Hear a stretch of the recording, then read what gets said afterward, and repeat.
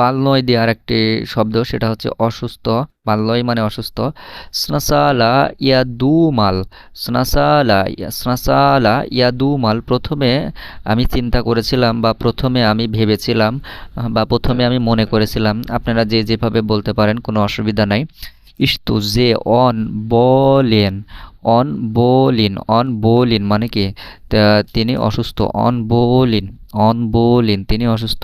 স্নাসালা ইয়াদুমাল, প্রথমে আমি ভেবেছিলাম, প্রথমে মনে করেছিলাম, প্রথমে আমি চিন্তা করেছিলাম। ইস্তো, এখানে ইস্তো শব্দটা কিন্তু মূলত প্রশ্নবোধক একটা শব্দ, কিন্তু এই ইস্তো শব্দটা কিন্তু সব জায়গায় প্রশ্নবোধক হয় না। ইস্তো মানে এখানে যে, মানে প্রথমে ভেবেছিলাম যে তিনি অসুস্থ। এই যে শব্দের রাশিয়ান শব্দ হচ্ছে ইস্তো, ঠিক আছে?